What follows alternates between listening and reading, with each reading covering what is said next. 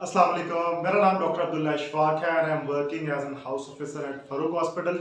तो हमने chemistry class 10 chapter 2 start किया हुआ था और हमने पिछले लेक्चर्स के अंदर एसिड और बेस की डेफिनेशंस कॉन्सेप्ट सारे पढ़े और हमने केमिकल प्रॉपर्टीज एसिड के हम पढ़ चुके थे। अगर आपने अभी तक लेक्चर नहीं सुने तो जाके मेरी पिछली वीडियोस के अंदर चैप्टर 2 के सारे लेक्चर सुने ताकि आपको आज का लेक्चर भी समझ आ सके।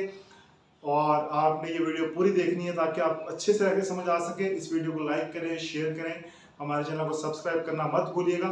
तो आज हम टॉपिक स्टार्ट करते हैं, जनरल प्रॉपर्टीज ऑफ बेसिस। हम एसिड्स की प्रॉपर्टीज पढ़ चुके थे, आज हम बेस की प्रॉपर्टीज पढ़ने जा रहे हैं। तो फिजिकल प्रॉपर्टीज मैंने पहले चैप्टर नंबर जो लेक्चर 1 था उसमें मैं बता चुका हूँ।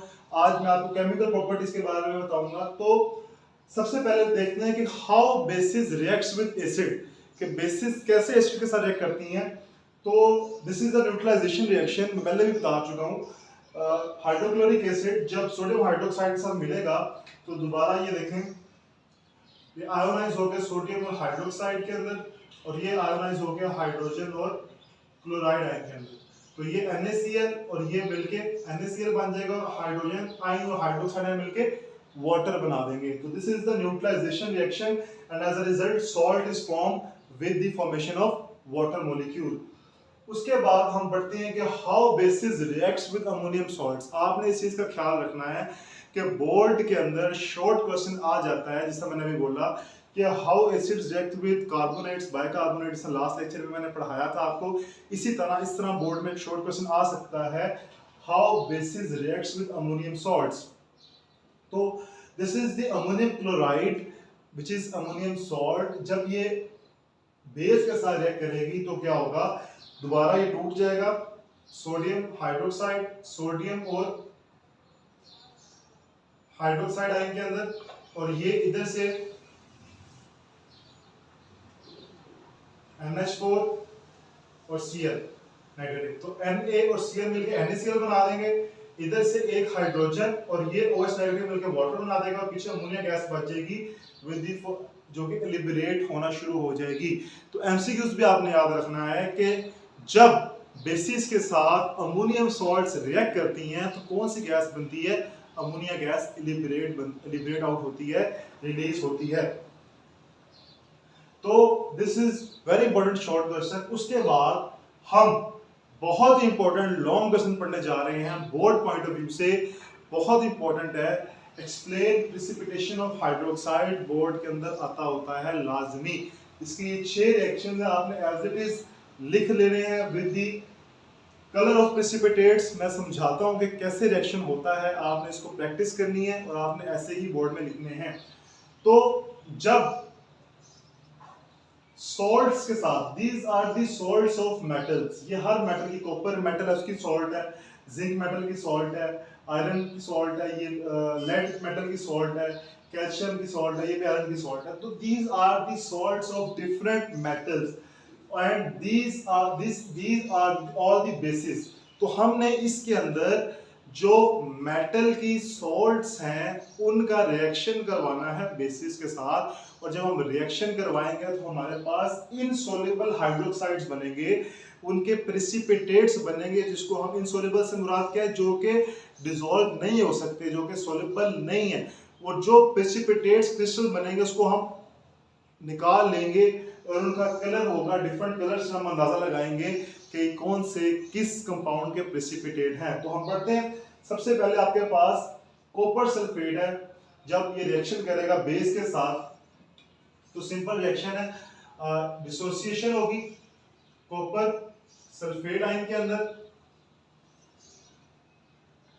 इधर से जब डिसोसिएशन होगी तो 2 सोडियम के और 2 ही हाइड्रोक्साइड के।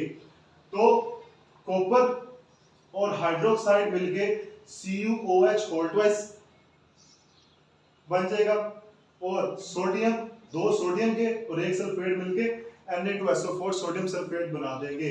तो जब CuOH होल ट्वाइस बनेगा विच इज इनसॉल्युबल, इसके जो प्रेसिपिटेट्स होंगे उसका कलर होगा ब्लू। तो ब्लू प्रेसिपिटेट्स आपको मिलेंगे क्यूप्रिक हाइड्रोक्साइड के CuOH होल ट्वाइस। उसके बाद इसी तरह सारे रिएक्शन इसी तरह होंगे। जिंक आपके पास ये डिसोसिएट होगा, जिंक और Cl नेगेटिव, जिंक प्लस और जिंक प्लस 2। इसी तरह दो सोडियम डिसोसिएट हो गए, दो Na+1, दो सोडियम के, इसी तरह दो हाइड्रोक्साइड आएंगे। तो दो हाइड्रोक्साइड आइन और एक जिंक का, बल्कि जिंक हाइड्रोक्साइड बना देगा, और दो Cl और दो सोडियम के मिलकर क्या बना देंगे, दो NaCl बना देंगे। तो जब जिंक क्लोराइड का रिएक्शन होगा सोडियम हाइड्रोक्साइड के साथ, तो आपके पास इनसॉल्युबल हाइड्रोक्साइड बनेगा, विच इज जिंक हाइड्रोक्साइड, और उसके प्रेसिपिटेट का कलर क्या होगा, व्हाइट कलर। इसी तरह नेक्स्ट रिएक्शन के अंदर आपके पास Fe+3Cl नेगेटिव, और ये डिसोसिएट होगा तो 3 सोडियम के और 3 ही हाइड्रोक्साइड के। तो देखें, 3 सोडियम के, 3 सोडियम के और 3 क्लोराइड के, 3 NaCl बन गए, और 3 हाइड्रोक्साइड के और एक आयरन का मिलके फेरस हाइड्रोक्साइड बन गया, FeOH होल थराइज। इसके जो प्रेसिपिटेट होंगे वो ब्राउन कलर के होंगे। इसी तरह नेक्स्ट के अंदर अगर आप देखें तो आपके पास जब ये डिसोसिएशन होगी तो 2 सोडियम के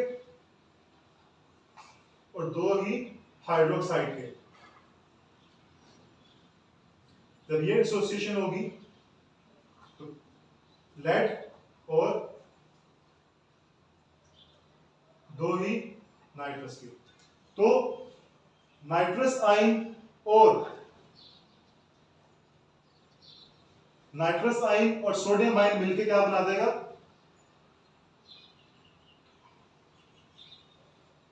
दो नाइट्रस के आयन बनेंगे तो क्या बना देगा, PbOH, 2 नाइट्रस के और 2 सोडियम के मिलके 2NaNO3 बन गया, और 2 हाइड्रोक्साइड और Pb मिलके लेड हाइड्रोक्साइड बना देगा, और इसके प्रेसिपिटेट किस कलर के होंगे, व्हाइट प्रेसिपिटेट्स होंगे। उसके बाद कैल्शियम क्लोराइड है, सिंपल। अगर आप इस तरीके से करेंगे तो आपको याद करने में, समझने में आसानी हो जाएगी। तो Ca+2 2Cl नेगेटिव, इसी तरह जब ये टूटेगा 2 सोडियम के और 2 हाइड्रोक्साइड आयन के, 2 सोडियम 2 Cl मिलके 2NaCl बन गया, और कैल्शियम के और हाइड्रोक्साइड के मिलके CaOH होल ट्वाइस बन गया, which is कैल्शियम हाइड्रोक्साइड। इसी तरह फेरस सल्फेट आपके पास सोडियम हाइड्रोक्साइड है, दोबारा जब ये डिसोसिएट होगा तो FeSO4-2 और 2Na और 2OH नेगेटिव, और 2Na और SO4 मिलके Na2SO4 बना देगा, और Fe और OH मिलके फेरिक हाइड्रोक्साइड बना देगा। इसके जो प्रेसिपिटेट्स हैं वो डर्टी ग्रीन कलर के होंगे। तो इस तरह अगर आप डिसोसिएट करके करेंगे तो आपको प्रोडक्ट बनाने में, समझने में आसानी हो जाएगी, और आपको प्रेसिपिटेट्स के कलर याद करने हैं, और आपने इसी तरह बोर्ड में लॉन्ग क्वेश्चन अटेम्प्ट करना है, which is very important long question. तो ये आपके पास इनसॉल्युबल हाइड्रोक्साइड्स के प्रेसिपिटेट्स बन गए। उसके बाद बड़ा इंपॉर्टेंट शॉर्ट क्वेश्चन के लिहाज से टॉपिक है यूजेस ऑफ बेसिस। तो हम पढ़ते हैं। सबसे पहले आपके पास सोडियम हाइड्रोक्साइड है, सोप की मैन्युफैक्चरिंग के अंदर इस्तेमाल होता है। फिर आपके पास कैल्शियम हाइड्रोक्साइड है, ये ब्लीचिंग पाउडर बनाने के अंदर, हम केमिस्ट्री के अंदर फर्स्ट ईयर में पढ़ेंगे कैसे ब्लीचिंग पाउडर बनता है। फिर हार्ड वाटर की सॉफ्टनिंग, जब हार्ड वाटर जो है वो उसके अंदर डिफरेंट सॉल्ट्स जब पानी के अंदर मिक्स हो जाते हैं, उसको हम हार्ड वाटर कहते हैं, तो जो कि नुकसानदेह है बहुत, उसकी सॉफ्टनिंग के लिए जो है वो हम कैल्शियम हाइड्रोक्साइड यूज़ करते हैं। इसके अलावा जब एसिड रेन होती है तो सॉइल की एसिडिटी को कम करने के लिए, उसकी न्यूट्रलाइजेशन के लिए आप कैल्शियम हाइड्रोक्साइड का इस्तेमाल करते हैं। फिर पोटाशियम हाइड्रोक्साइड है, ये अल्कलाइन बैटरीज, जो आपकी यूपीएस की बैटरीज, लेड स्टोरेज बैटरीज होती हैं, उनके अंदर आप इस्तेमाल करते हैं, और एज अ इलेक्ट्रोलाइट के तौर पर इस्तेमाल होता है। फिर मैग्नीशियम हाइड्रोक्साइड है, ये जो स्टमक एसिडिटी है, एज अ ड्रग के तौर पर इस्तेमाल होता है मैग्नीशियम हाइड्रोक्साइड। जिनके अंदर स्टमक एसिडिटी होती है, as a drug, as a treatment उसका इस्तेमाल होता है। और जिनको बीस्ट जो है वो काट ले तो उसके भी ट्रीटमेंट के तौर पे इस्तेमाल करते हैं मैग्नीशियम हाइड्रोक्साइड। उसके बाद एल्यूमिनियम हाइड्रोक्साइड है, ये फोमिंग एजेंट के तौर पे इस्तेमाल होता है। फायर एक्सटिंग्विशर्स, जो जब आग लग जाती है तो उसमें as a foaming agent aluminium hydroxide इस्तेमाल होता है। और फिर लास्ट है अमोनियम हाइड्रोक्साइड, कि जो कि ग्रीस के जो स्टेन्स हैं, जो कपड़ों के ऊपर ग्रीस के स्टेन लग जाते हैं, उसको रिमूव करने के अंदर हम इस्तेमाल करते हैं। तो ये यूजेस बहुत इंपॉर्टेंट है एमसीक्यूज के लिए बोर्ड के अंदर और शॉर्ट क्वेश्चन भी। तो आज बहुत इंपॉर्टेंट टॉपिक पढ़ा हमने, uses of basis and precipitation of hydroxide, जो कि बहुत इंपॉर्टेंट लॉन्ग क्वेश्चन है, और उसके अलावा शॉर्ट क्वेश्चन 2 हमने पढ़े। तो बहुत इंपॉर्टेंट लेक्चर था आज का। नेक्स्ट लेक्चर के अंदर हम पीएच के बारे में पढ़ेंगे, जो हमारे पास एसिड बेस का जो इंट्रोडक्शन था, उसके कॉन्सेप्ट्स थे और प्रॉपर्टीज थी, वो खत्म हुई। और नेक्स्ट लेक्चर के अंदर हम पीएच के बारे में पढ़ेंगे, कैसे कैलकुलेट करनी है, और फिर हम सॉल्ट की तरफ जाएंगे और ऐसे हमारा चैप्टर खत्म हो जाएगा। तो वीडियो अगर आपको समझ आई है तो लाइक करें, शेयर करें, चैनल को सब्सक्राइब करें। तब तक के लिए अल्लाह हाफिज़।